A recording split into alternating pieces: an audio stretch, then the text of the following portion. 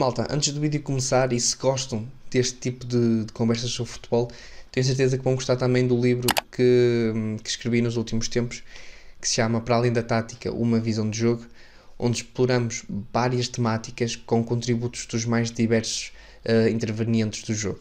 Portanto, se quiserem adquirir o livro, o link da Prime Books está disponível aí na descrição. E é isso, malta. Se quiserem, podem adquirir aí o livro. Bom vídeo. I prefer the sex. I prefer really not to speak. If I speak, I am in big trouble. In big trouble. And I don't want to be in big trouble. Porque sou eu o treinador. E como sou eu o treinador, eu é que sei o que é que faço. Mas isso é você que é treinador, eu não sou treinador. Eu sou um aprendiz treinador.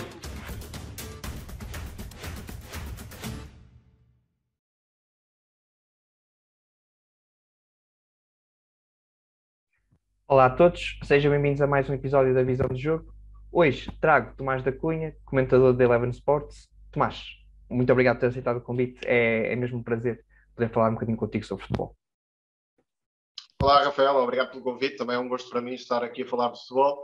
Vamos certamente ter uma boa conversa e de uma forma leve também, o que é importante para mim pessoalmente, falar um bocadinho de fora da rádio, da televisão.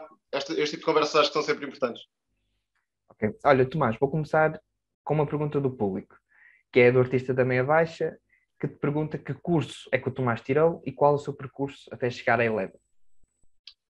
Bem, eu recebo esse tipo de perguntas muitas vezes e o que eu posso dizer, ou seja, para quem quer ser comentador, não falo de treinadores, nem nada que se pareça, para quem quer eventualmente vir a ser comentador, não há um curso, ou seja, não há propriamente um curso que te garanta que tu podes ser comentador de forma mais fácil ou menos fácil. Agora, eu estudei jornalismo, o que pessoalmente, para mim, é uma vantagem em termos de comunicação, em termos de entendimento do fenómeno. Agora, tirar um curso de jornalismo não me garante mais entendimento de futebol, e isso é o essencial. Portanto, vocês podem eventualmente tirar um curso de treinador, um curso de ciências do desporto, qualquer coisa que esteja relacionado com o futebol, mas mesmo assim esse curso não vos vai garantir nada para serem comentadores. Ou seja, podes tirar um curso de engenharia e mesmo assim vires a ser comentador se por acaso perceberes mesmo muito futebol e se tiveres essa oportunidade, porque também é uma questão de oportunidade. Ou seja, eu recebo muito esse tipo de perguntas, mas sonhar só com esse tipo de carreira não aconselho, porque é um meio muito restrito. Ou seja, haverá sempre 1000 pessoas que tentam e só 1 ou 2 é que vão chegar. Portanto, o ideal é que possam trabalhar para isso, falo diretamente para a malta mais nova, mas que também tenham possibilidade e a preparação para fazer outro tipo de coisas, porque é um meio mesmo muito restrito e que não vai dar entrada assim a tanta gente. Então, Agora, o meu curso foi de jornalismo, não tenho qualquer tipo de curso relacionado com futebol. Por exemplo, já pensei há muitos anos, agora já não tanto, pensei fazer o nível 1, mas por contacto com muitas pessoas que conheço, para mim o nível 1 não me ia acrescentar nada em termos de conhecimento. Agora, se quiserem ser treinadores é outra coisa, mas para mim, que não quero ser treinador, o nível 1 não me ia acrescentar grande coisa. então, como é que adquiriste tanto conhecimento futebolístico? Ver só futebol? Que tipo de conteúdo é que consumiste ou consomes? Bem, eu joguei futebol a nível completamente amador, na formação, dos 5 aos 15, 16 anos. Joguei no Mafra. Via muito futebol, desde novo, desde os 5, 6 anos que vejo mesmo muito futebol.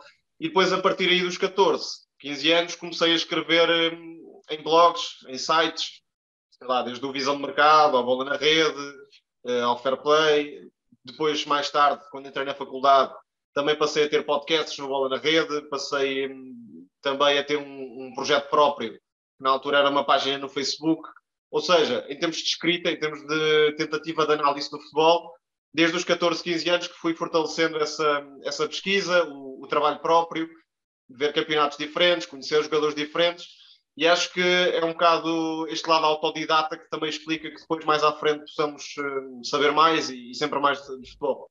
Mas repara, tu para entenderes o que entendes hoje tiveste que ter algumas bases, livros, pessoas com quem falaste, não tiveste isso ou foi somente aquilo que estavas a dizer, um Assim, processo? eu apesar de não ter o curso de treinador, eu já fui treinador. Mais uma vez a nível amador, não num altíssimo nível, mas treinei a nível universitário e depois treinei também na ADCEL, que é uma equipa aqui de Lisboa, sub-17. Ou seja, tudo bem, é um nível amador, mas dá-te sempre uma perspectiva do treino, da gestão de um grupo, desse tipo de coisas, da relação com miúdos, eventualmente, que é sempre uma base importante para depois conhecer um bocado a questão do grupo, a questão dos egos, porque mesmo o grupo mais pequeno do mundo, em termos de qualidade, em bruto, tem egos e tem diferença de comportamentos, e isso também dá outras bases. Depois, felizmente, desde cedo que entrei no meio, e isso também me dá a oportunidade de falar com mais gente que te permite teres outro tipo de aprendizagem, em contacto direto por trabalho, ou seja, na Eleven ou na TSF, mas também em contacto informal. Felizmente tenho a hipótese de, fora do ar, poder conviver com treinadores, com scouts, também com jogadores. Isso, depois somando tudo, vai-te sempre dando mais bases para tu entenderes aquilo que é o futebol. Sendo certo que, para quem quer ser comentador, não dá para ver 2 jogos ou 3 por semana. É preciso ver muito futebol, porque é preciso comparar, é preciso ter noção do que se pratica em França, do que se pratica em Inglaterra, estabelecer comparações, conhecer o jogador asiático, mas depois o jogador africano, o jogador americano. Enfim, quanto mais futebol se vir, mais se aprende.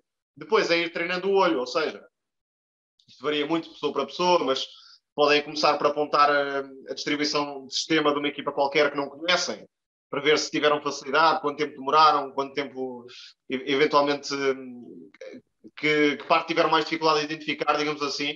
O ideal é ver muitas vezes jogos desconhecidos para ir treinando o olho, porque as equipas que já conhecemos não dão um grande desafio nesse sentido. Ok. Então pego na pergunta do 11 contra 11, que pergunta-te assim: durante a transmissão de um jogo, como é que se gera a absorção das primeiras impressões táticas do jogo, ver os posicionamentos e as mudanças com e sem bola, enquanto se tem de comentar algo? Essas coisas são preparadas com o narrador? Bem, para mim, e acho que é uma opinião geral, o que valida o trabalho de um comentador, ou seja, o mais difícil, é comentar um jogo em direto, porque não temos muita rede. Eu tenho que falar, não posso ficar calado durante meia hora caso eu tenha uma dúvida qualquer, vamos imaginar.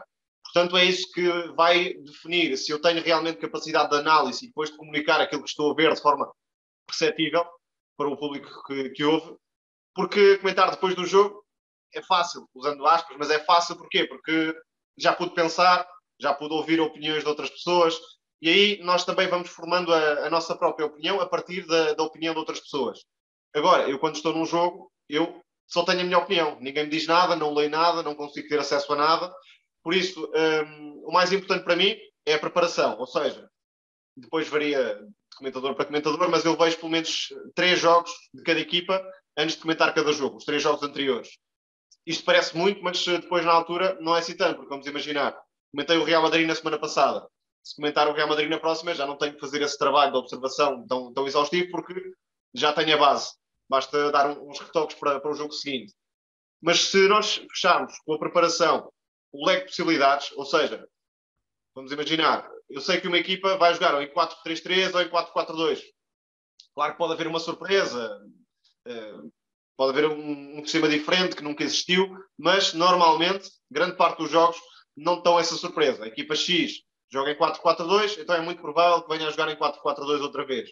E isso já te faz ganhar tempo. Se tu estiveres bem preparado e não estiveres a ver aquela equipa pela primeira ou pela segunda vez, tens sempre uma vantagem que te faz ganhar tempo porque já estás à vontade. Se for preciso, até vendo só o próprio 11, já consegues saber mais ou menos como é que aquela equipa vai jogar. Depois, na gestão com o narrador, normalmente o narrador tem mais protagonismo no início, ou seja, não vale a pena eu aventurar muito em termos táticos no primeiro ou no segundo minuto. Se for preciso, mais vale deixar o narrador falar dos 11, dizer que já está um grande ambiente, o que for, e a partir dos 2 ou 3 minutos, que já tive ali um tempinho de observação, avançar para a análise mais tática. Em termos de apresentação quase das equipas, ou seja, a equipa X está a jogar em 4-4-2, quer fazer isto e aquilo, e a equipa Y está em 4-3-3 e não tem o jogador X ou Y e quer atacar mais rápido. Pronto. Uma apresentação assim global. Mas o ideal, e é o fundamental para mim, é a preparação. E este tipo de preparação não digo só durante a semana, porque um comentador que só viu o Ajax, vamos imaginar, durante esta semana, nunca tinha visto, só viu esta semana, nunca vai ser tão bom como um comentador que viu o Ajax nos últimos 5 anos, ou os últimos 4, não digo todas as semanas, mas que foi vendo bastantes vezes o Ajax, a forma como jogava, porque assim tens termo de comparação, podes saber o que é que o Ajax fez no ano passado, o que é que está a fazer diferente nesta época. E esse tipo de vantagem é aquilo que eu procuro também. ir acompanhando, mesmo ligas que eu não comento, porque algum dia vai aparecer qualquer coisa que me vai dar jeito e por isso é uma aprendizagem constante, não dá para tirar férias, entre aspas. Ok. Eu ia pegar um bocado naquilo que tu disseste há bocado, que é como é que tu consegues observar ao mesmo tempo os processos ofensivos e defensivos das duas equipas que estão a jogar, e tu já me respondeste que é com preparação, obviamente. A minha pergunta então vai mais no sentido então, do tempo que tu demoras a assimilar esses comportamentos, porque podem derivar de jogo para jogo, não é? Certo, sim. Bem, acho que há aqui 2 tipos de análise, ou seja, ponto número 1, a análise que eu faço de uma equipa, de uma das ligas que eu comento. Por exemplo, o Villarreal vai jogar com o Real Madrid. Eu já conheço estas equipas porque vi, se for preciso, 20 jogos destas equipas. Portanto, o ideal e o mais importante é na pré-temporada, não digo exatamente na fase pré-época, mas ali nas primeiras 3 jornadas, acompanhando o verão e depois as primeiras 3, 4 jornadas, é importante ver o maior número de equipas que tu consigas e que vás tirando notas de como essas equipas jogam, de que peso estão a ter os reforços, como é que estão a ser enquadrados, e isso depois já te vai dar uma base para a temporada inteira. Por isso, quando eu vou fazer o Villarreal-Real Madrid, eu já não preciso fazer um trabalho tão exaustivo em termos de análise na preparação, porque eu já conheço as equipas. Não é preciso um trabalho assim tão exaustivo e ao nível de um analista. Porquê? Porque, vamos imaginar, há um jogador que tem dificuldade, sei lá, na colocação dos apoios. Muito bem, isto para um analista é muito relevante. Para um comentador, mesmo que eu até possa ver isso durante o jogo, e vejo muitas vezes, há muito pormenor que eu deixo passar. Porquê? Primeiro porque a transmissão às vezes não te dá tempo de intervir dessa forma, e depois porque não é relevante para 99% das pessoas que me estão a ouvir. Por isso esse filtro de conteúdo também é muito importante, quer na preparação, quer na forma como tu comunicas o que estás a ver. Há um gol qualquer que é a responsabilidade de um jogador que estava com os apoios mal colocados. Ok, se eu tiver tempo e se for mesmo flagrante, eu digo. Se eu não tiver tempo, porque a jogada já passou e qualquer coisa aconteceu, está o VAR a analisar, se calhar eu já vou deixar passar, mesmo que eu tenha visto, porque não é assim tão relevante para as pessoas e, no fundo, acaba por ser maçador, de certa forma, se tu entrares muito nesse tipo de comportamento micro. Estás a perceber? Não sei se me faço entender. Porque é olho de treinador, é olho de analista, mas não é necessariamente um grande acrescente para a própria transmissão. Por isso acho que esse filtro também deve ser feito na preparação, uma análise mais coletiva, mais dos pontos fortes e fracos de cada jogador, mas não esse ponto tão detalhado de observação. Depois há o outro tipo de análise que é o das equipas que eu não conheço. No play-off da Liga dos Campeões, há uma equipa de Israel. Eu vou trabalhar desde o zero, porque eu não comento a Liga de Israel. Vou trabalhar desde o zero, aí sim tenho que fazer uma análise mais exaustiva, parando o jogo. Estou a ver um jogo, volto atrás para ver o que falhou, o que correu bem, o que correu mal. Eu faço muito esse trabalho de analista, porque gosto, mas para um comentador não é necessário fazer esse trabalho de analista, porque na própria transmissão depois não vais aproveitar esse conteúdo. Claro. E há claramente comentadores que não fazem esse estudo. A próxima pergunta é: consegues analisar o jogo esquecendo a forma como tu vês o jogo? Fiz-me entender? Consigo. Acho que esse é um dos principais desafios, mas acho que o exemplo mais flagrante se calhar é o Atlético de Madrid. Ou seja, quando o Atlético de Madrid está a jogar, e sabe-se que é uma das equipas mais discutidas pelo estilo com que joga, quando o Atlético de Madrid está a jogar, não me interessa propriamente, enquanto comentador, dizer se o estilo é defensivo, se o estilo é ofensivo.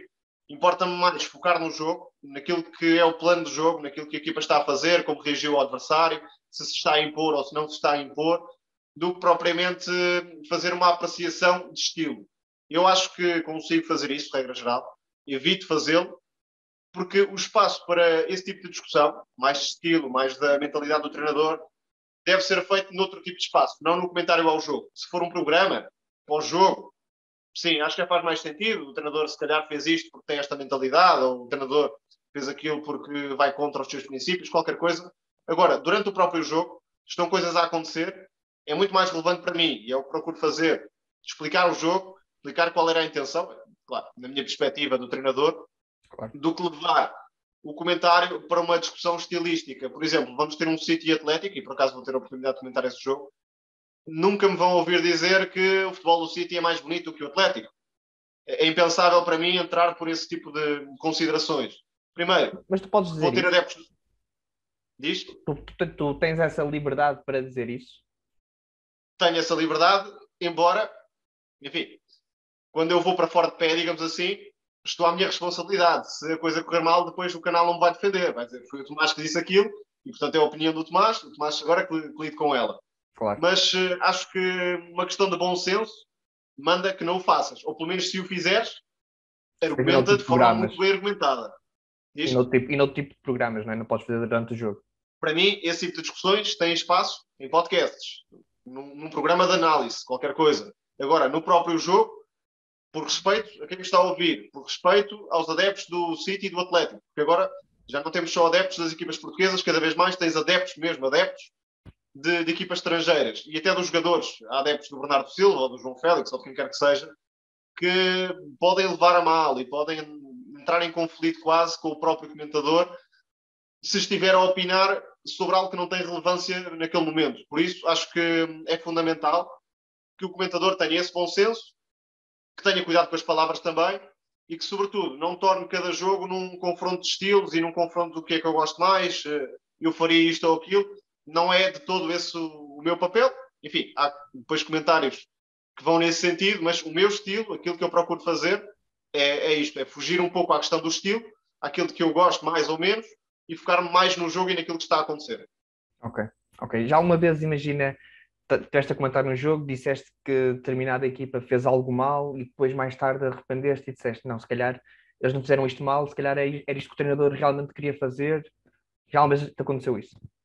Já me aconteceu ao início, ou seja, quando eu comecei nesta vida, eu tinha sempre a preocupação de ouvir os meus jogos, os meus próprios jogos, para perceber o que é que tinha dito bem ou menos bem. Agora não tenho tempo para isso, feliz ou infelizmente, mas sempre que posso, e em jogos mais importantes, procuro fazê-lo. E claro que qualquer pessoa que veja um jogo pela primeira vez e depois veja pela segunda vez, vai ver coisas ligeiramente diferentes. Não digo que a análise num todo vá ser radicalmente diferente, mas podes ter uma ideia importante, diferente daquilo que viste logo no início. E depois é a tal coisa. Como tu não tens rede, estás sempre exposto a um comentário, não digo infeliz, mas um comentário que se calhar não fez assim tanto sentido na hora e que até pode fazer mais à frente, ou que se calhar vai ser ao contrário. Não fez sentido na hora, mas depois mais à frente até pode vir a fazer. E depois, hoje em dia, as pessoas cada vez menos estão tolerantes para ouvir opinião. Vamos imaginar, há um lance de VAR. Eu tento fugir a questões de arbitragem, mas em transmissão direta acabo sempre por ter que dizer qualquer coisa. Há um lance de VAR e eu dou a minha opinião. Em casa, vai sempre haver quem tem opinião diferente, mas cada vez menos há, ok, eu tenho esta opinião, siga a vida. Cada vez mais há uma opinião de, tu tens esta opinião, és um maluco, és um burro, és o que quer que seja. E isto também serve para questões táticas, ou seja, se eu disser que a equipa A está a jogar melhor, não passa da minha opinião. Eu não te vou dizer que se tu achares que a equipa B está a jogar melhor, estás completamente errado. Pronto, é a tua visão. Para mim, tudo bem.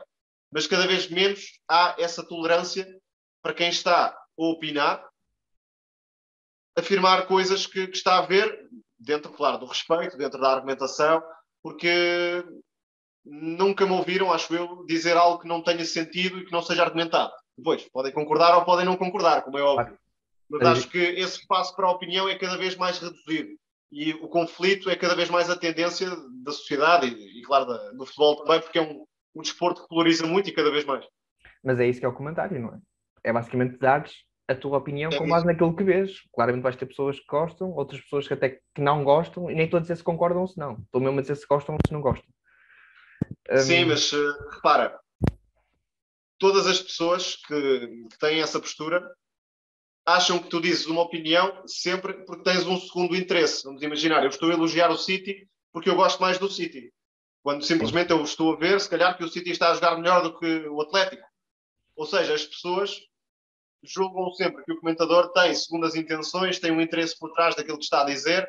No limite, até posso estar a dizer bem do jogador porque o empresário A ou B me pagou, vamos imaginar.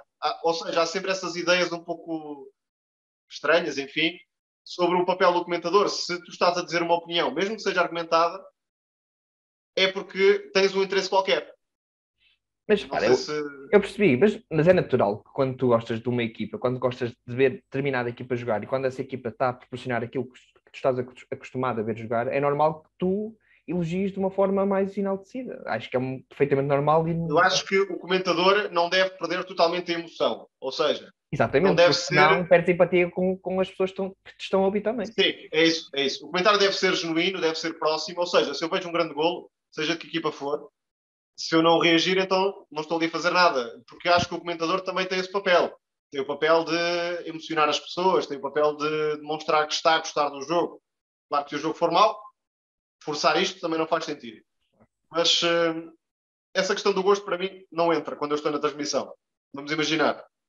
Eu fiz o PSG com ou melhor, o Real Madrid com o PSG. Foi um jogo que deu muito o que falar. Ao intervalo, eu estava contentíssimo com o que vi do PSG. Grande futebol. E no final, estava contentíssimo com a reviravolta do Real Madrid. Foi um momento emocionante.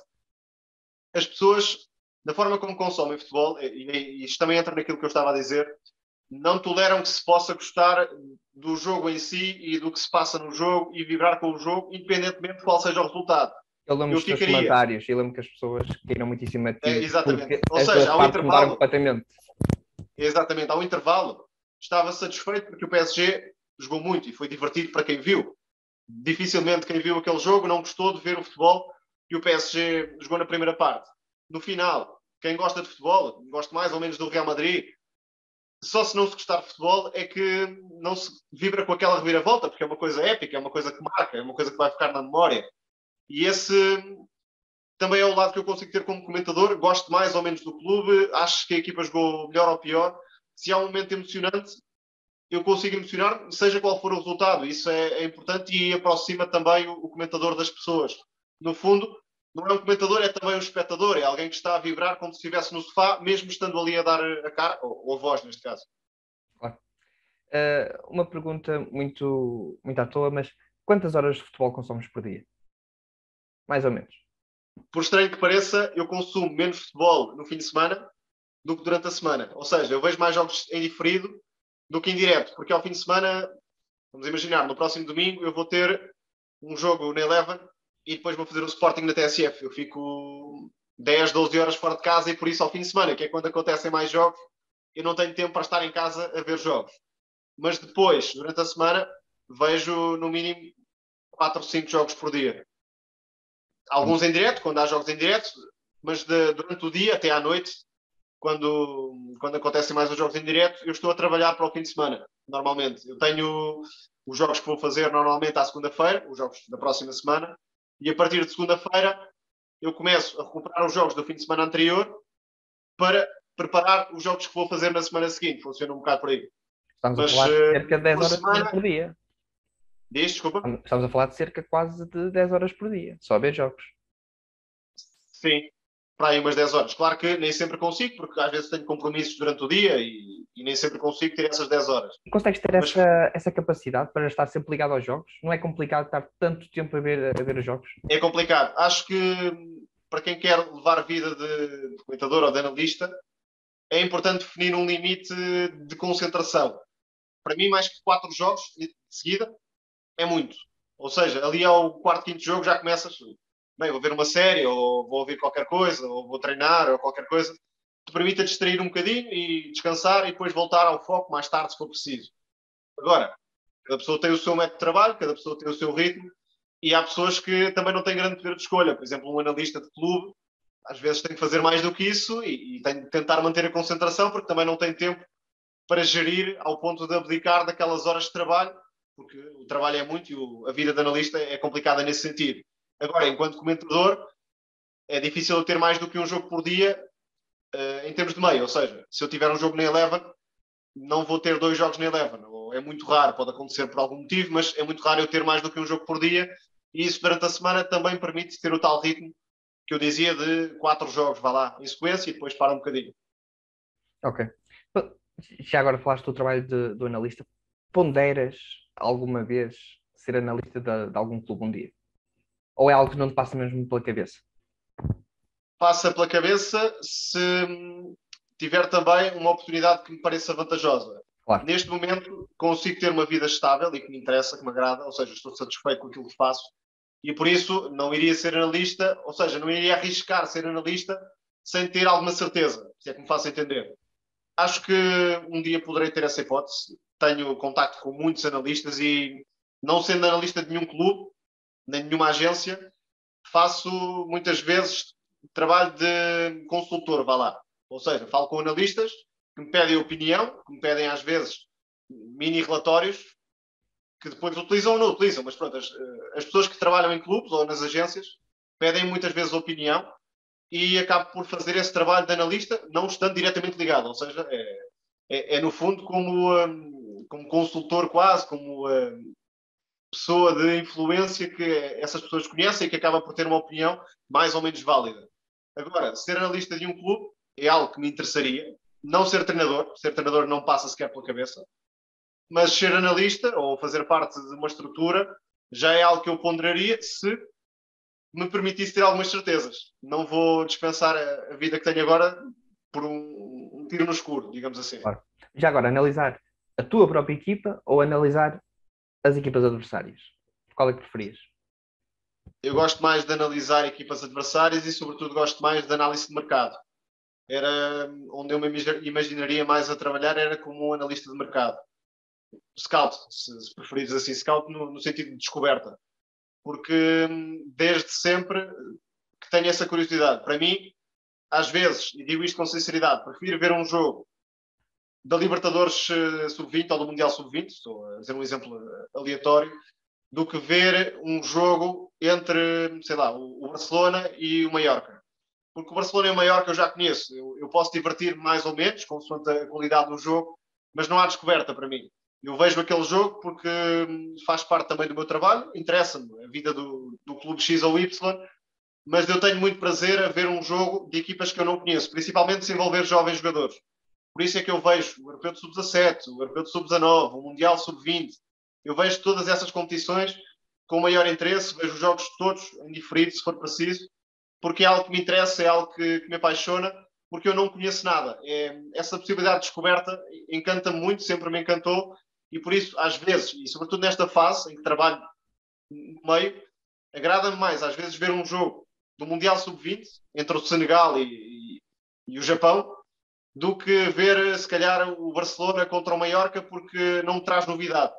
E é por aí que também me imaginaria que sentiria o desafio constante de trabalhar como analista de mercado. Era algo que gostava de fazer, se houvesse futuramente essa possibilidade. Mas pela descoberta mais individual, não é? Não tens propriamente... Ou achas que tens alguma descoberta também coletiva? Consegues ter... Pode ser descoberta coletiva, mas falo em concreto de análise individual, por exemplo, a Copinha, claro. É um torneio que eu adoro. Mais pelo talento. Podemos analisar coletivamente, até porque é importante depois enquadrar o talento individual na forma como o coletivo joga, para teres também uma percepção do que pode valer o jogador, de como pode transitar para a tua equipa, mas falo mesmo de descoberta individual.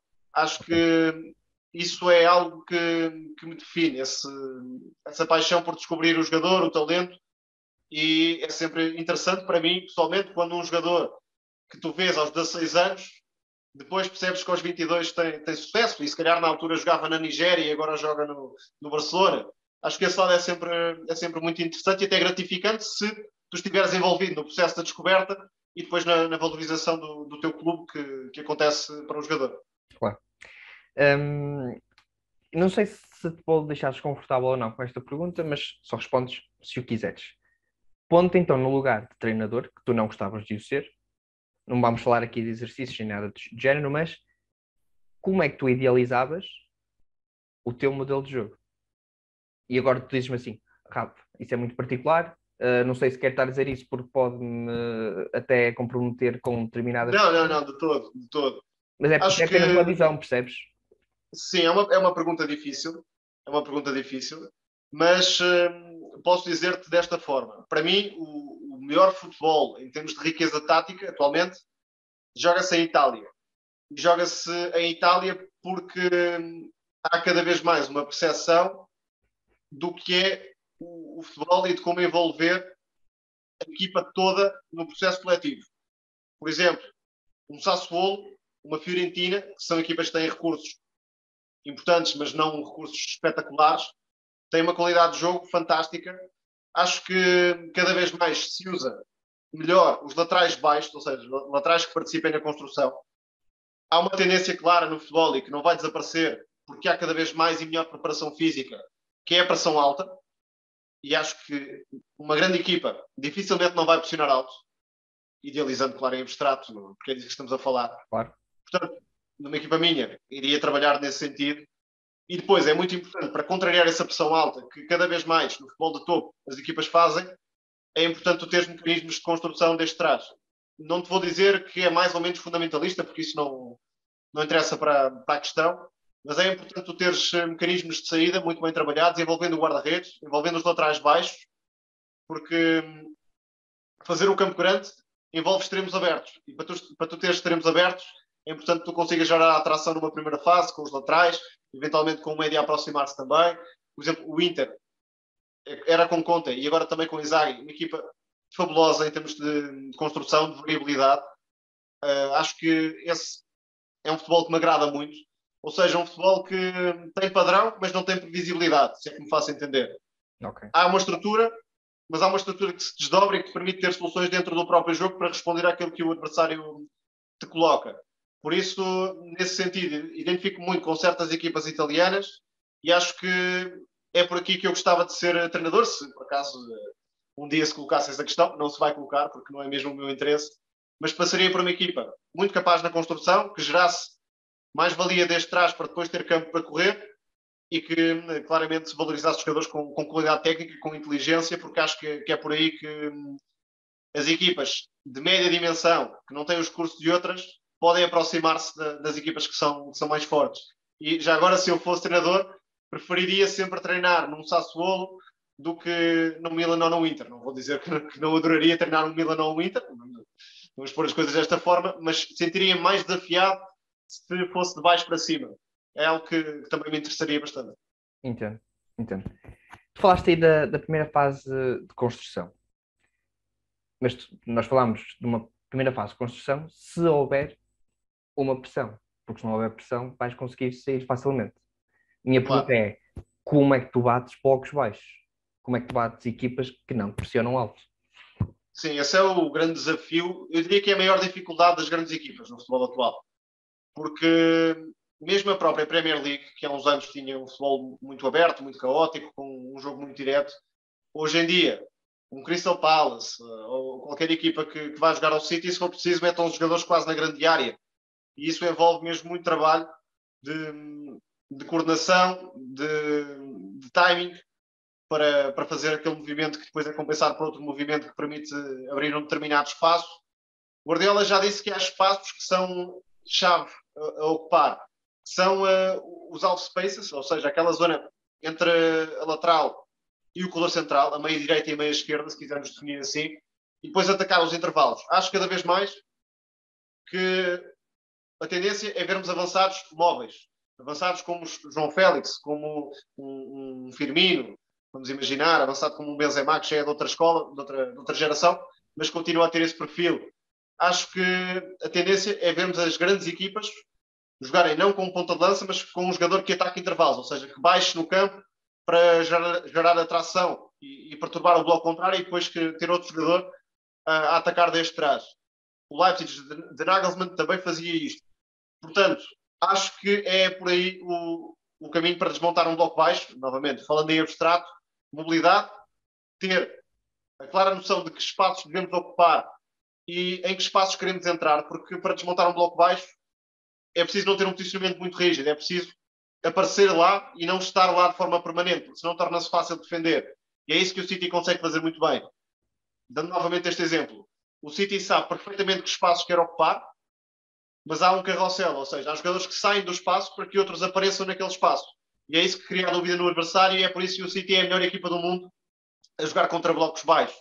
Depois, obviamente, isto envolve muito treino, envolve que haja os melhores jogadores possíveis, em termos de inteligência, em termos de percepção do jogo, envolve qualidade técnica, nem todas as equipas vão conseguir fazê-lo, mas se tu treinares uma equipa média, de dimensão média, e um treinador te colocar um bloco baixo, isso também acaba por ser uma pequena vitória para ti, porque é sinal de que te respeita, é sinal de que valoriza o futebol que tu praticas e de que é sinal que se calhar pode até abdicar de um determinado princípio que preferiria pôr em campo, porque te respeita e porque considera que és um adversário superior. E acho que quando uma equipa, maior ou menor, coloca um bloco baixo contra uma equipa que não é assim tão grande, isso é também uma pequena vitória para um determinado treinador. Eu gosto muito do exemplo do City. Falaste aí das movimentações dos jogadores e a forma como eles ocupam uns espaços, quando um sai, o outro tem que ir ocupar o mesmo. E isso vai muito ao encontro daquilo que eu vejo como o jogador total, que tanto se fala, que se diz que o jogador do futuro vai ter que saber desempenhar todas as funções, todas as posições. Tu acreditas mesmo nisso? Achas que vai existir um determinado tempo em que o futebol, os jogadores vão saber ocupar todas as posições? Ou achas que, tal como acontece hoje em dia, há jogadores que sabem ocupar várias posições, mas não têm de todo que saber ocupar todas? Sendo que, vou já dar a minha opinião, eu acho que se treinar desde muito cedo os jogadores a todas as posições de campo, vai existir demasiada informação, vai dificultar até os processos de aprendizagem de determinadas técnicas, bem como sabemos, a repetição também gera perfeição. Portanto, a minha pergunta é, até que ponto é que concordas com o jogador total? Bem, no processo de formação, acho que é importante que os jogadores possam passar por várias posições para conhecer também a dificuldade que o companheiro possa ter, para também se adaptarem a diferentes zonas do campo, a diferentes exigências. Agora, a nível sénior, acho que isso não vai acontecer no sentido em que as pessoas pensam que vai acontecer. Kimmich, por exemplo. Kimmich é um jogador que faz várias posições, mas é um jogador que tem uma função. Kimmich não é lateral direito e médio ao mesmo tempo. É um jogador que, quando joga a médio, joga a médio. Quando joga a lateral, pode eventualmente aparecer mais por dentro, porque isso até acaba por beneficiá-lo, mas é um jogador que tem uma função clara. Acho que o conhecimento da função, o papel que o jogador tem no coletivo, é a chave do sucesso da equipa e isso nunca se vai perder. Por muito que um jogador faça 11 posições no campo, 11 não, 10, porque o guarda-redes não será, mas por muito que um jogador faça 10 posições no campo, se o treinador não lhe der uma determinada função para cumprir, e depois a função pode ser mais ou menos abrangente, mas é aquela função, se o jogador não conhecer essa função, se os colegas não conhecerem a função do outro, é muito difícil que uma equipa tenha sucesso. Por isso, a minha opinião sobre o assunto é que, por muito que haja jogadores que sejam capazes de desempenhar várias posições, e há muitos que o fazem de forma muito inteligente e muito competente, não são os jogadores que acabem por ter esse papel total, porque são os jogadores que têm sempre uma função determinada atribuída pelo treinador, que até pode variar de época para época. Já vimos Kimmich a jogar como lateral e fez-o bem, e já vimos Kimmich agora a jogar como médio e também o faz bem. Mas não é tudo ao mesmo tempo. Por exemplo, o João Cancelo é um jogador que parte do lado esquerdo e aparece por dentro, mas é isso. Não é um jogador que vai de repente ser extremo direito. No mesmo jogo. É um jogador que tem um raio de ação específico, tem uma função específica, fala extraordinariamente bem, mas é um lateral que aparece por dentro porque também acaba por ser aproveitado dessa forma, porque tem muita criatividade para desequilibrar por dentro.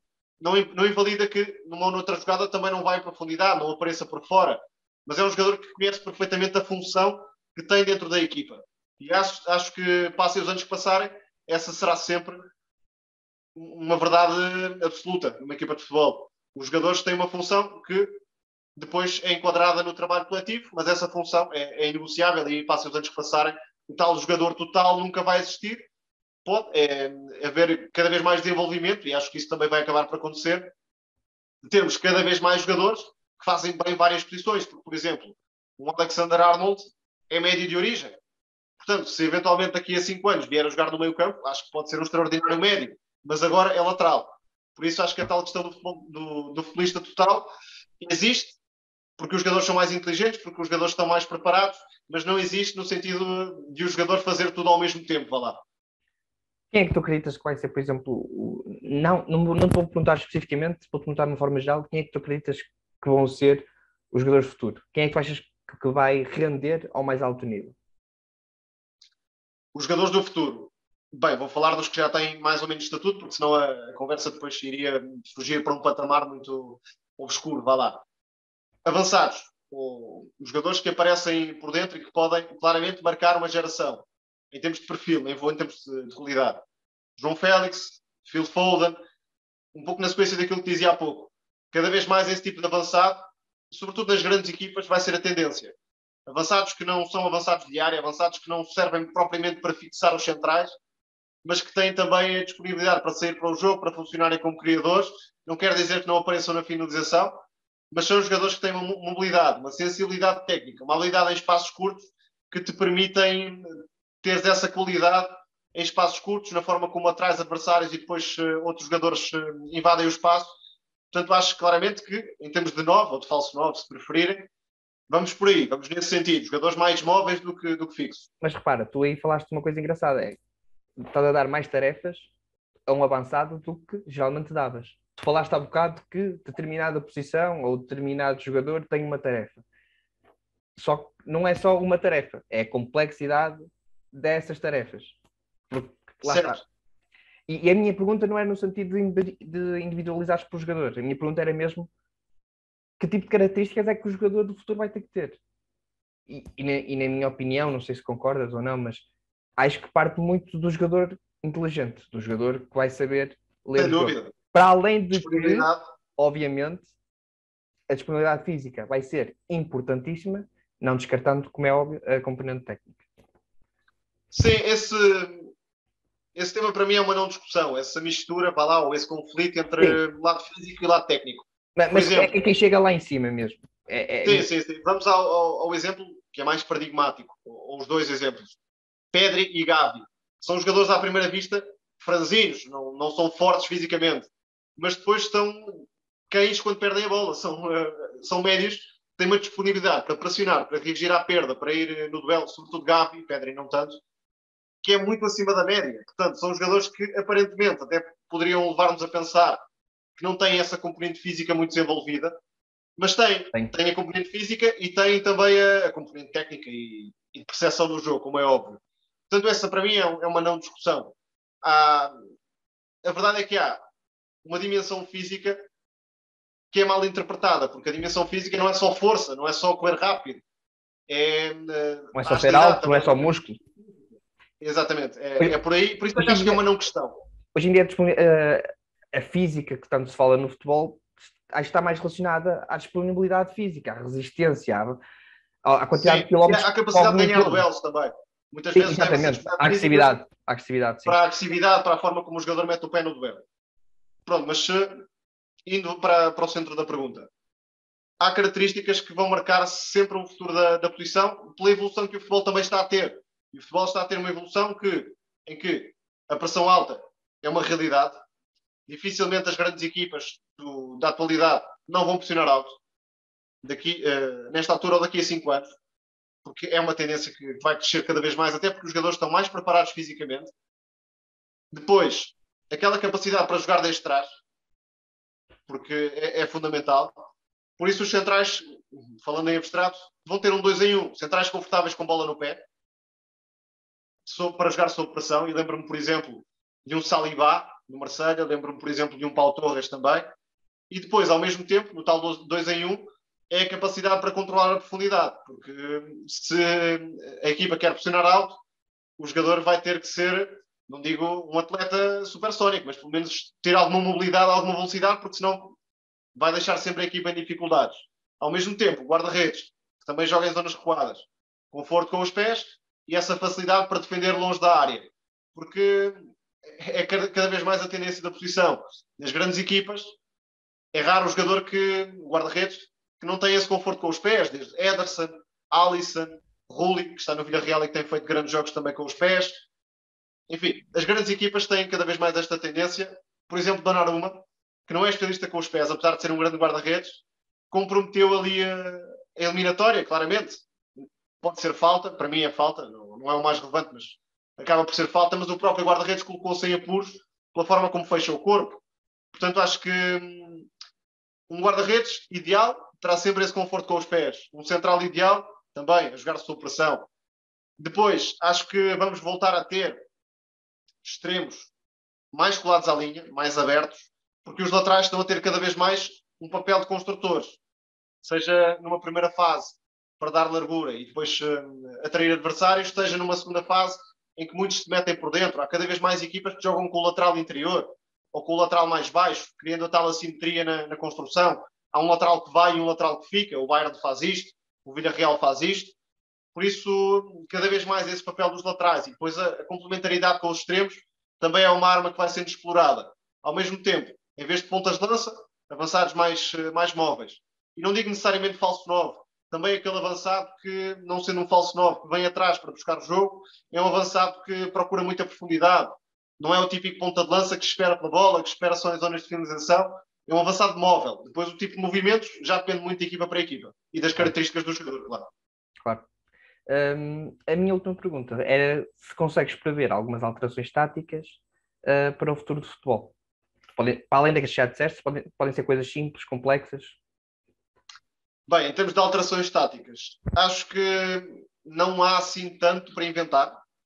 Em termos de revolução tática, vá lá, porque o futebol também anda em círculo. Agora, acho que poderemos chegar a um ponto em que o futebol da pressão alta perde alguma eficácia ou algum valor, vá lá, porque a tendência é para termos 70 ou 80 jogos para as grandes equipas. E se calhar a certa altura, muitas equipas muitos jogadores, com exigência brutal de uma temporada, vão ter de repensar um pouco esse futebol que se pratica. Será viável uma equipa, nem digo o City ou o Liverpool, porque esse, enfim, tem um plantel de topo e tem mais margem de manobra, mas é viável para uma equipa com plantel médio fazer uma pressão alta de 80 jogos ou 70 jogos, enfim. É possível para uma equipa manter esse tipo de regularidade ou vai ter de repensar e criar, se calhar, um plano B durante a época para se proteger, para manter isso de forma mais duradoura. Agora, em termos de caminho, acho que há margem nas bolas paradas. E quando digo bolas paradas, não digo apenas cantos e livres. Lançamentos, há cada vez mais treinadores de lançamentos que vão sendo utilizados, não só para marcar golos, não só para desequilibrar, mas também para a própria equipa, através de um movimento, manter a posse de bola. Isso também é um lançamento bem sucedido.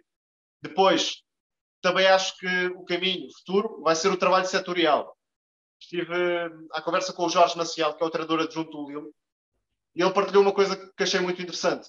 A equipa técnica estava formada e ele entrou como elemento externo.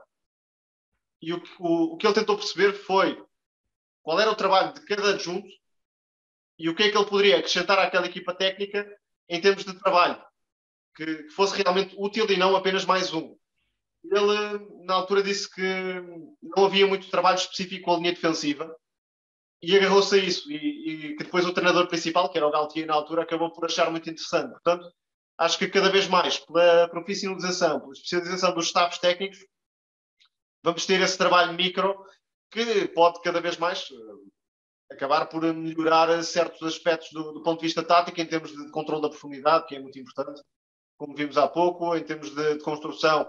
Também acho que cada vez mais podemos ter treinadores específicos para a saída de bola, por exemplo, o que é uma tendência que estamos a ver cada vez mais. Agora, em termos de revolução tática, sinceramente não te consigo apontar propriamente nada, porque acho que o futebol está definido, pelo menos para os próximos 20, 30 anos, e é isto, pressão alta e a tentativa de sair deste traje e também de condicionar o adversário mais à frente. Se reparares, há uma tendência para o futebol ser cada vez mais defensivo. Se olharmos para a história do futebol, há essa tendência. Tu acreditas que vai chegar à linha de 6? A linha defensiva de 6? Achas que vai acontecer? Isso será específico apenas, ou seja, não será... Momentaneamente. O Abel Ferreira já fez. Exatamente. Por questão estratégica, vai acontecer, e já acontece muitas vezes, mais para condicionar o adversário, sobretudo. Agora, depende muito do estatuto da própria equipa, porque isso será sempre mais válido numa equipa que tem o objetivo da manutenção, ou o que quer que seja, do que numa equipa que procure ganhar títulos ou ganhar coisas importantes. Agora, essa do futebol defensivo, tenho duas visões para te dar. Acho que sim, que o futebol é mais defensivo e mais cauteloso, mais pragmático, o que quisermos chamar. Por outro lado, acho que as equipas têm uma dimensão ofensiva que não passa por ter a bola. Ou seja, pressionar alto é ser ofensivo. Não é ser ofensivo com bola, mas é ser ofensivo porque é um risco. Mesmo que a tua equipa esteja preparada para isso, é um risco porque tu dás muito campo perto da tua baliza. E se dás muito campo perto da tua baliza, acabas sempre por correr um risco. Mas pressionar alto, pressionar a todo o campo, é claramente ser ofensivo. Agora, acho que o futebol é menos bonito do que há uns anos independentemente da questão nostálgica. Ou seja, nós temos sempre a tendência de achar que o antigo é mais bonito, mas acho realmente que era mais bonito e havia mais espaço para o bom jogador poder brilhar, digamos assim. Agora, o futebol não dá tanto espaço para esse jogador. O futebol é mais previsível. Vamos imaginar o próprio City. Tem um futebol bonito, não vou dizer o contrário, mas é um futebol que nós já conseguimos adivinhar, digamos assim. Não é uma equipa que te surpreenda a todo o instante. E essa surpresa cada vez mais não existe, sobretudo para quem está habituado a ver muito futebol. Imaginemos, no Mundial, vão estar 32 seleções. Há 20 anos nós teríamos sempre algumas surpresas. Agora, para mim, e para quem conhece mais ou menos o futebol, é difícil aparecer um jogador que nunca tínhamos ouvido falar ou nunca tínhamos visto. E esse lado de surpresa também acaba por se perder. E isto também leva à beleza, porque o que é novo normalmente também te atrai mais, também te provoca mais em termos estéticos, vá lá. Por isso tenho estas duas visões. Acho que o futebol é mais defensivo, no sentido em que é mais cauteloso e menos artístico, mas é mais ofensivo em certos momentos, porque na tal ideia de pressão alta e na tal ideia de assumir o jogo desde trás com bola, também é ser ofensivo, também é correr riscos. Por isso acho que há aqui este misto, depois depende da perspectiva com que queiramos ver. Claro.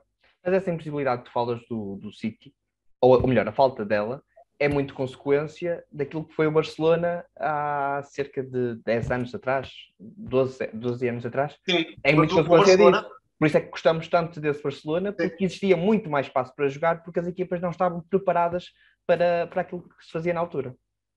Há um futebol, claramente, pré-Barcelona, de Guardiola, e pós-Barcelona, porque a reação a esse tipo de jogo foi precisamente o bloco baixo, o futebol defensivo, para tentar bloquear o jogo contrário. Isto numa primeira fase. Numa segunda fase, pressionar mais alto. Não havia equipas, ou havia, mas não desta forma, que pressionassem a todo o campo durante 90 minutos, se for preciso, como há agora. Agora é quase uma banalidade. Há 15 anos não era. O pré-Guardiola e o pós-Guardiola do Barça é claramente um marco no futebol do século XXI e na própria evolução do futebol. Porque tivemos primeiro os blocos baixos, e o Real Madrid de Mourinho era um grande exemplo disso mesmo, mais focado em anular o adversário do que outra coisa, em confronto direto, e depois a tentativa de pressão alta como antídoto para o futebol de Guardiola. Agora, comparando, por exemplo, este City com o Barcelona, há uma grande diferença. É que o Barça tinha Messi, e Messi inventava uma coisa nova, enfim, 5 em 5 minutos, uma coisa que não estávamos à espera de ver. O City é mais mecanizado, não tem a mesma arte, porque também não tem um jogador desse nível. Claro, Bernardo Silva é fantástico, Foden é fantástico, há outros jogadores fantásticos, mas não são artistas ao nível de Messi em termos de invenção pura, vá lá. Ok, entendi o que quiseste dizer. Deixei aqui mais duas perguntas do público aqui no final. João Pedro Ferreira pergunta-te: quão marcante foi na tua vida aquela maravilhosa equipa do Arsenal em 2003-2004? Não sei se queres responder. Gosto muito do Arsenal. O primeiro futebol que eu comecei mais a sério a ver foi a Premier League, em concreto quando se muda Ronaldo e depois na sequência também com esse Arsenal. O meu jogador preferido era o Henry, claramente, na altura, mais do que qualquer outro. E recupero algumas vezes esse Arsenal. Já vi várias vezes, mas de vez em quando volto lá. E mesmo não só em 2003, 2004, mas até 2010, 2012, o Arsenal era a equipa que eu gostava mais de ver jogar, porque tinha o tal lado imprevisível. Ou seja, tu vias um jogo e divertia-te, não sabias o que ia acontecer, era um futebol livre, era um futebol que provocava surpresa. E por isso também me identificava muito com aquela equipa. Aliás, Wenger também é um nome que eu adoro e que respeito muito, independentemente depois da fase final. E Highbury é o estádio que eu tenho mais pena de não poder vir a visitar, porque nunca fui ao Emirates, um dia certamente tentarei ir, mas tenho muita pena de não ir a Highbury, porque no fundo também é um estádio que marca a minha infância e gosto muito realmente daquele Arsenal e continuo a gostar muito do Arsenal, mesmo pós-Wenger, e continuo a respeitar muito o clube e a interessar-me pelo clube. Aliás, não vejo todos, mas vejo a maioria dos jogos do Arsenal porque é um clube com que simpatizo muito. Mário Talaia pergunta-te, e esta é uma específica: treinador português ou estrangeiro para o Benfica? É uma questão que é difícil de responder assim abstrato, mas falando primeiro em geral, acho que o futebol português precisa mesmo de um treinador estrangeiro. Para o Benfica ou para o Porto, para o Sporting, o que fosse. Mas um treinador estrangeiro bom, que traga uma mentalidade diferente, traga um modelo diferente, porque o futebol português é muito idêntico. Não falo em termos de sistemas, mas falo em termos de intenções. É muito difícil que apareça um treinador que seja realmente inovador naquilo que é o pensamento do futebol português. E por isso adoraria ver um Roger Schmidt, como adoraria ver um De Zerbi. Agora, já o disse também no Twitter, por exemplo, acho que o Benfica não tem plantel para o futebol de Roger Schmidt. Teria de haver uma revolução para haver ali um casamento que pudesse levar o Benfica a melhorar muito e a ser sustentável ao longo da época. Em relação a De Zerbi, acho que poderia ser uma opção ideal a longo prazo, se tivesse tempo, se tivesse paciência para trabalhar, porque uma das grandes lacunas do Benfica atual é o facto de não aproveitar a formação. O Benfica forma jogadores de grande nível e um nível técnico fantástico, desde a defesa até ao ataque, que não está a saber enquadrar. E por aí, acho que o De Zerbi, com o modelo que defende, com o tipo de perfil individual que valoriza, podia claramente ser uma mais-valia a longo prazo. Ao mesmo tempo, acho que o futebol português não está preparado para ter um treinador como De Zerbi, porque estamos a falar da saída de bola e da pressão, é a saída de bola ao limite. Portanto, acho que bastaria o Benfica perder 2 jogos e a situação ia ficar muito tensa. E os próprios jogadores poderiam retrair-se. E depois esta bola de neve, não sei se ia acabar da melhor forma. Agora, De Zerbi é um grande treinador, o próprio Roger Schmidt também é um grande treinador. Se o Benfica tivesse um projeto estável, escolheria De Zerbi. Não tendo, se calhar acho que faz mais sentido para o futebol português atual e para a mentalidade que o adepto português em geral tem, o Roger Schmidt, porque é um treinador mais vertical, mais de pressão alta. Seria preciso transformar o plantel, mas imaginando que o Benfica acabaria por fazê-lo, acho que Roger Schmidt podia ser a mais-valia neste caso. Ok. Olha, Tomás, vamos então agora para aquela parte em que te pergunto se preferes uma coisa ou outra, e não podes justificar porquê. Vamos a isso. Comentar no jogo ao vivo ou quando o mesmo já acabou? Comentar um jogo ao vivo, claramente, e prefiro sempre comentar no estádio, mas comentar com uma televisão faz o meu comentário melhor, ou pelo menos eu sinto dessa forma. Porquê? Com a repetição. Tenho um background da repetição, posso ver as equipas mais ao pormenor. Ao vivo, é mesmo sem rede pura. Eu gosto, dá-me adrenalina, vá lá, mas, por exemplo, na rádio, comento sem televisão, às vezes não estou certo do que digo, se foi este jogador ou aquele jogador. Enfim, quando é assim também eu explico, mas sempre comentário ao vivo e em direto, claro. Assistir seleções ou clubes? Desistir, desculpa, não percebi. Assistir seleções ou clubes? Eu prefiro assistir clubes durante a época, mas se só pudesse escolher uma competição para assistir, seria o Mundial, claramente.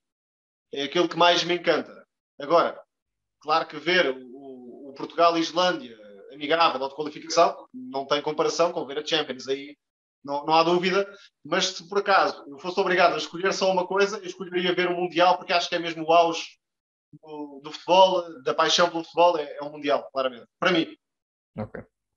O que preferias ser se não fosses comentador? Analista ou scout? No sentido da resposta que dei há pouco, preferia ser scout, no sentido de análise de mercado, de descoberta. Analisar adversários. É algo que me agrada, ou analisar a própria equipa, mas aquilo que me apaixona mesmo, ou poderia apaixonar, era claramente fazer análise de mercado e ajudar um clube nesse sentido. É mais importante saber o que fazer com bola ou sem ela? Difícil a resposta, porque o futebol é interligado, mas respondo sempre com bola, porque também na sequência da pergunta que me fizeste há pouco, acho que o futebol não é, mas devia ser concebido para ganhar. E para ganhar tens que saber o que fazer com bola, e por isso vou-te responder que saber o que fazer com bola, porque só assim podes ganhar um jogo. Então, não é só assim, mas em abstrato só assim podes ganhar um jogo. acho que esta então também vai ser fácil. Dá-te mais prazer ver um golo ou ver que uma equipa sabe defender bem? Dá mais prazer ver um golo. Qualquer que seja o golo, pode ser em contra-ataque, mas adoro sempre um golo, sobretudo porque o golo provoca depois uma montanha russa no jogo. E a reação das equipas naqueles 10 minutos pós-golo é sempre espetacular. Para bem ou para o mal? Então não vou perguntar esta a seguir. 1-0 ou 5-4? 5-4. Como comentador, como espectador, todas as Bundesliga, formas. Bundesliga ou La Liga? Em termos de identificação com os clubes, com os jogadores, historicamente, La Liga. Não sei se me perguntas da qualidade do jogo atual ou do passado, mas identifico muito mais com a La Liga. Agora, na sequência do que te estou a dizer, a Bundesliga, se uma pessoa quiser estar no sofá ali a ter um bom bocado, a Bundesliga é muito mais atrativa do que a La Liga. Mas, pessoalmente, prefiro sempre a La Liga porque me identifico mais com os clubes, com os jogadores, historicamente, que a Espanha foi tendo, a Espanha, os clubes espanhóis, e também com o tipo de jogador que vai nascendo no país, e isso é cada vez mais uma realidade desde 2008. Então, La Liga ou Premier League?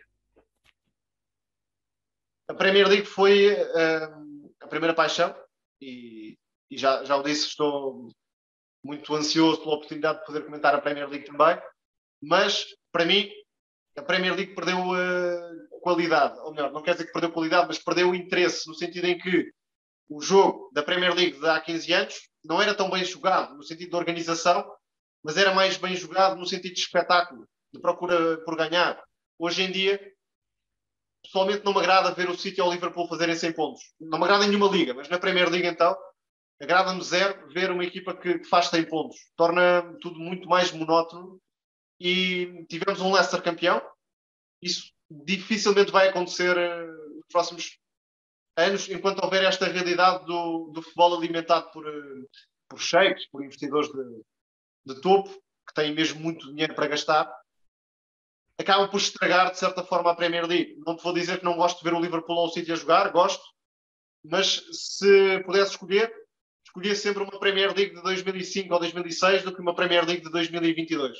Porque Ok. não gosto mesmo de ver equipas que façam 100 pontos, ou coisa que o valha. Eu acho que a espetacularidade da Premier League ainda está no apuramento para a Liga dos Campeões. Mais do que em ser campeão, até está ali Porque, naqueles de facto, há lugares. 6 ou 7 equipas. Há 6 ou 7 equipas, mas a luta E pelo mudam, título... mas podem mudar até de ano para ano. Por exemplo, como vimos o West Ham, Exatamente. Se for preciso por um ano, o Everton, vamos imaginar que está a lutar para não descer, faz um investimento de 200 milhões e de repente tem uma grande equipa. Há sempre essa possibilidade na Premier League. Mas é uma liga cada vez mais fechada em certo sentido. Vamos imaginar, o Fulham ou o Bournemouth são potências na segunda liga, têm alguma facilidade até em subir quando descem, mas depois têm muita dificuldade em manter-se quando sobem. Portanto, a Premier League de há 15 ou 20 anos, se calhar trocavam mais as equipas. Umas desciam, no ano seguinte desciam outras, depois desciam outras. E a luta pelo título também ia mudando um bocadinho mais. Agora, já não há muito essa possibilidade. A única possibilidade é ver, vamos imaginar, o Newcastle, que tem dinheiro infinito agora para os próximos anos, se calhar daqui a 4 ou 5 anos vai lutar pelo título. Mas é a única hipótese e mesmo assim não sei se vai acontecer tão cedo. Verdade. Por isso, digo-te lá a Liga, porquê? Porque apesar de tudo, mais facilmente vejo o Sevilha ou o Betis ou a Real Sociedade campeões do que na Premier League, porque nesta altura Liverpool e City têm tudo para fazer 5 anos ou 6 ali entre si e com 95, 100 pontos. Não sei se concordo contigo, só concordo se os treinadores se manterem. Se alterarem, Sim, claro. Estou a assumir que vai ficar tudo mais ou menos assim.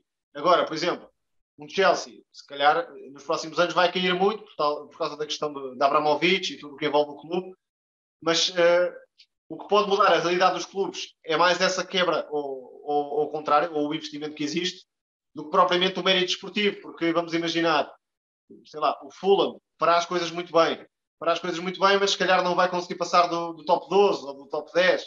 É muito complicado nesta altura ascender na Premier League sem haver um investimento externo brutal como o que está a acontecer no Newcastle, por exemplo. Como fez o Leeds, não relativamente ao investimento, mas chegou ao 10º lugar, mas não conseguiu passar isso. O próprio Leeds é paradigmático. Porquê? Porque o Leeds, mesmo na segunda, não tinha plantel para subir.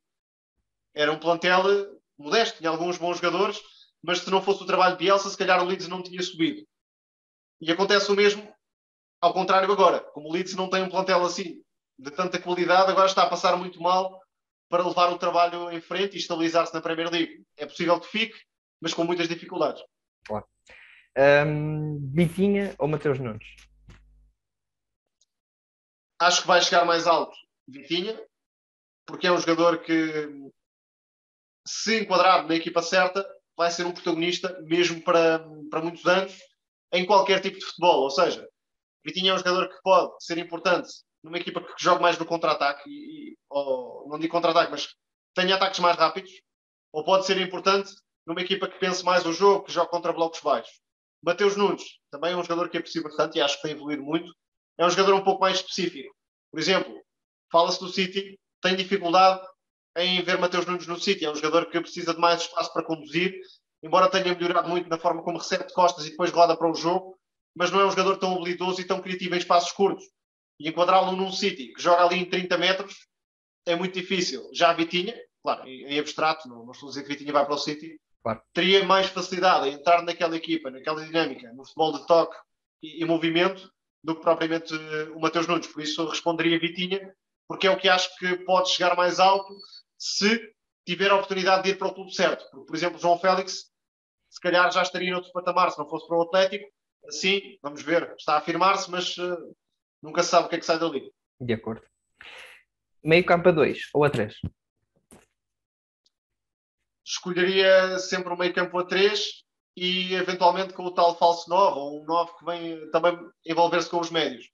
Acho que é cada vez mais a tendência e acho que é o que as grandes equipas vão precisar de fazer. O meio campo a 2 é fácil de anular através de uma pressão. O meio campo a 3 é muito mais complicado porque pode haver um encaixe, mas depois se houver um encaixe há a possibilidade de sair pelos laterais ou há a possibilidade de, com o tal recuo do 9, ter mais possibilidade de sair. E por isso acho que, em abstrato, claro, respondo meio campo a 3 e não a 2. Tomás, para terminar, a pergunta que faço a todos os convidados, e de uma forma muito geral, qual é a tua visão do jogo? A minha visão do jogo é de quem continua a interessar-se mais e mais pelo futebol, de quem acha que há sempre uma história para contar, um jogador para descobrir, um grande jogo para ver. Não vejo futebol pela qualidade. Vamos pôr este cenário. O futebol, daqui para a frente, não iria dar mais nenhum jogo espetacular. Eu não deixaria de ver futebol. Ou seja, o que me motiva não é tanto a qualidade do jogo, é o facto de haver história, é o facto de haver descoberta, é o facto de haver imprevisibilidade, é o facto de eu não saber, ou pelo menos gostaria de não saber, quem vai ganhar. Esta é a minha visão do jogo, do futebol. A minha visão mais pragmática, prende-se mais com o futebol português, é que temos um caminho irreversível e muito poluído do meio. Por duas questões. Primeiro, questões demográficas, porque por muito que tentemos, há desigualdades na distribuição populacional do país que levam a que clubes como o Tondela, como o Aroca, como o Moreirense, enfim, clubes deste género, não tenham margem para crescer, ou tenham uma margem muito reduzida para crescer, por muito que tentem, não sei se tentam ou não, sinceramente, mas por muito que tentem, o Moreirense, o Aroca, o Tondela não têm grande margem de crescimento por causa das limitações populacionais até. Outro exemplo, o Casa Pia recentemente recebeu o Feirense. O Casa Pia é um clube que está a fazer um trabalho fantástico, um trabalho desportivo fantástico. Teve um jogo de subida com o Feirense, se for preciso estavam 400, 500 pessoas num jogo de subida. Isto enfim, é lamentável, é triste até que haja clubes com tão pouca gente a conseguir até coisas importantes.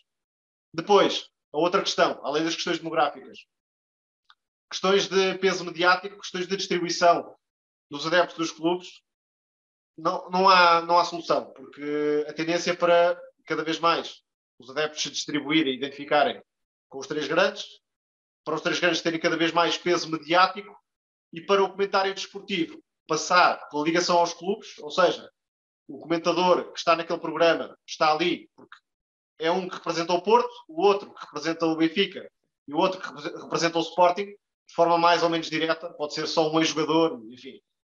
Esta é a tendência. Não sou romântico, nem posso ser, na forma como acho que o futebol vai ser mais saudável, vai ser mais interessante em termos de discussão, vai ser mais positivo para os jovens, vai ter um ambiente mais limpo. Não vai, acho que não vai, e digo isto com alguma tristeza, faço, ou tento fazer a minha parte, acho que as pessoas que têm responsabilidade não devem desistir, mas também não tenho grandes esperanças de melhorias para os próximos anos, pelo contrário. Eu acho que quem entende isso geralmente é quem tenta perceber mais de futebol. E geralmente essas pessoas que quanto mais tentam perceber futebol acabam também por perder um bocado eu não quero ser mal interpretado, mas acaba por perder um bocado essa paixão. Por exemplo, eu vejo um futebol completamente diferente daquele que via há 3, 4 anos quando não percebia nada. Vamos dizer assim. Claro. É Porque normal, é normal. que eu achava que eu achava que entendia, mas que não percebia nada. E Mas conforme tu estudas o futebol, tu acabas por ter menos aquela paixão, mas ganhas sim, outras coisas. vais-te abstraindo um pouco do lado emocional e procuras um lado mais racional. Mas vou-te dizer, eu tenho essa sensação. Há, se calhar, 90% dos jogos em que eu penso, epá, isto foi um jogo muito feio, não me deu provavelmente prazer. Prazer, o jogo em si, o comentário dá-me sempre prazer, por muito que o jogo seja horrível. O jogo pode ser 90% das vezes feio, mas se eu tiver 3 jogos que me emocionam, ou seja, que me deixam, uau, isto foi espetacular, foi imprevisível, já fico contente. Portanto, não tenho muito essa questão de procurar um jogo fantástico em todos os fins de semana. Já assumi que isso não vai acontecer e quando tu olhas com um lado mais racional, não vale a pena ter grande esperança em relação a isso. Agora, claro que é melhor se tu tiveres um futebol mais saudável. E por isso eu respeito muito quem comenta o futebol português na televisão. Respeito mesmo. É um trabalho que não sei se algum dia vou fazer, mas nesta fase dispenso mesmo fazer esse trabalho, porque é muito tóxico. E depois tu sais do jogo e podes ter feito o comentário mais imparcial, entre aspas, do mundo, e mesmo assim há sempre alguém que viu que tu disseste isto ou aquilo para beneficiar um clube, para prejudicar outro. É mesmo muito cansativo e sei de histórias que infelizmente são tristes para as pessoas que fazem esse tipo de trabalho, ou seja, comentário ao futebol português na televisão, que são mesmo perseguidas e é frustrante, não para mim, porque apesar de tudo estou fora do futebol português, comento alguns jogos de equipas portuguesas, mas na Champions não é entre equipas portuguesas propriamente, não há aquela coisa do árbitro que fez isto ou aquilo, mas é mesmo muito desgastante e deixo quase a minha solidariedade para quem o faz semanalmente, porque imagino que seja um trabalho daqueles que é quase preciso uma capa de super-herói para aguentar com aquilo tudo e é frustrante no fundo. Tu já acabas por ser, sem falar de futebol português. Exatamente. Agora imagina se falasses. É verdade. Repara, eu gosto muito do Twitter, gosto de partilhar as minhas opiniões e gosto de discutir com quem vem por bem discutir, mas às vezes o Twitter é insuportável. Porquê? Porque por muito que tu tentes, qualquer comentário inofensivo vai sempre atrair 5, 6, 10, 20, 30 pessoas que não te seguem sequer, que aparecem ali e são doentes, não há outra expressão. E isso é um bocado cansativo, mas o truque, dentro do possível, é ignorar. Só que nem sempre dá para ignorar, porque às vezes dizem mentiras sobre ti ou dizem qualquer coisa sobre ti e isso acaba por te levar a responder, porque, enfim, queres defender-te, no fundo. É um bocado por aí. É verdade.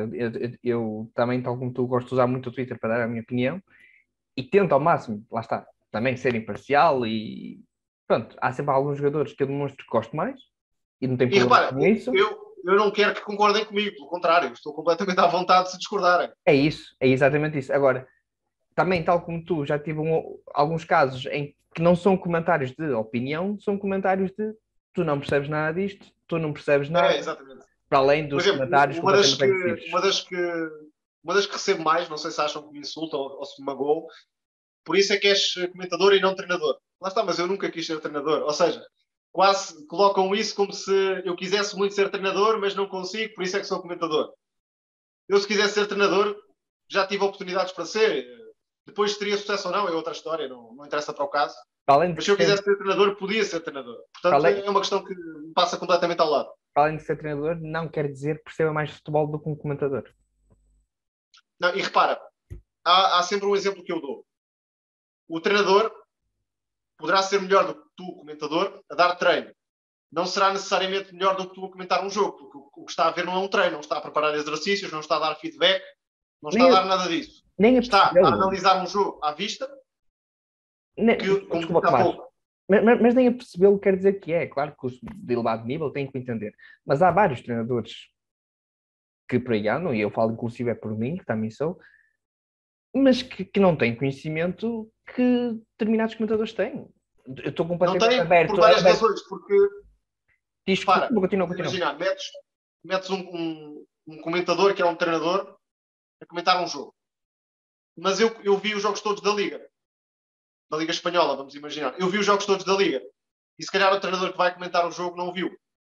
logo por aí, eu já tenho um conhecimento muito mais aprofundado daquela liga e daqueles jogadores, não sendo treinador, do que poderá ter o treinador. Não estou a dizer que não vai fazer um bom comentário, pode fazê-lo.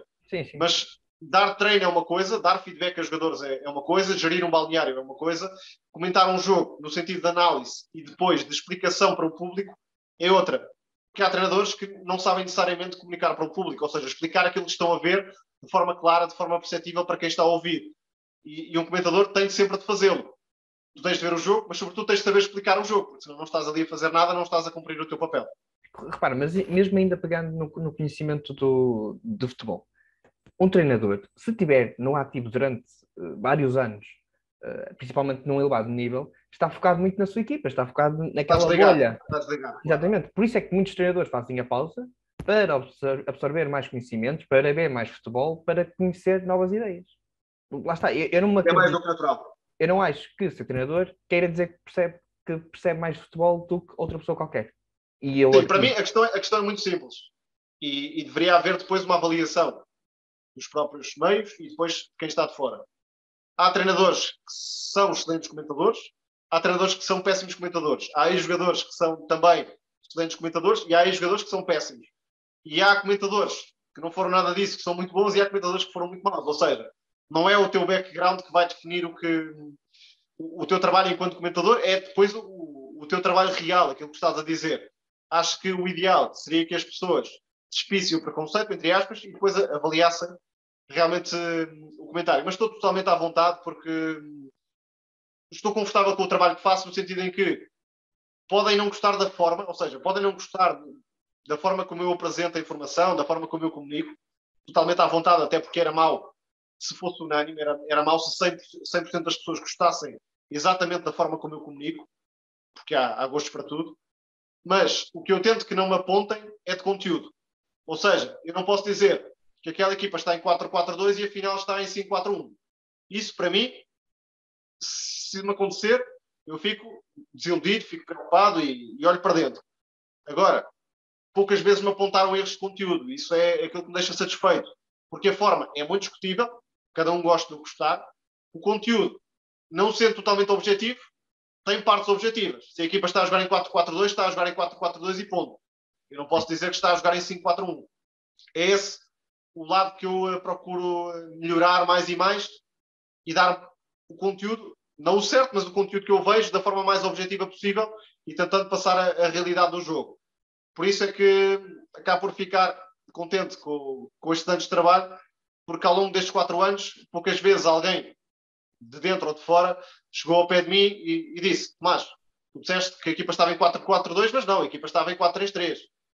E é isso que me deixa satisfeito, é a leitura do jogo e não tanto a própria comunicação. Claro que eu quero que as pessoas me percebam, claro que eu quero que as pessoas gostem de me ouvir, mas sei que há muita gente que não vai gostar de me ouvir. Agora, o conteúdo, dentro do que é objetivo, dentro daquilo que eu posso ver e passar, não quero falhar aí. Mas cuidado, que as pessoas podem pegar em frames e dizer-te: olha, Tomás, afinal... Isso acontece, mas quanto a isso estou à vontade, porque depois, se for preciso, pegava noutro frame ou em 10 frames e justificaria. Mas isso é a pessoa que vai com maldade, portanto também não vale a pena dar muita conversa. Olha, Tomás, muito obrigado. Foi mesmo um prazer e acho que isso diz mesmo pelo tempo de conversa que nós tivemos. Muito obrigado. Sim, gostei muito também. Gostei muito. Foi, como disse, uma conversa leve e que permitiu falar de outras coisas mais fora do jogo jogado, ou seja, fora do comentário ao jogo, mais em abstrato. Isso acho que também é sempre importante para alargar um bocadinho o pensamento e alargar o próprio âmbito da conversa, porque se calhar muita gente ouve-me a comentar jogos, mas não ouve propriamente aquilo que eu acho sobre assuntos X ou Y. Exatamente, isso também é importante. Tomás, obrigado. Sim, malta, esta é aquela parte chata do final do vídeo em que eu vos volto a chamar a atenção para comprarem o meu livro. Se quiserem. Se não quiserem também. Comprem também. Vá lá.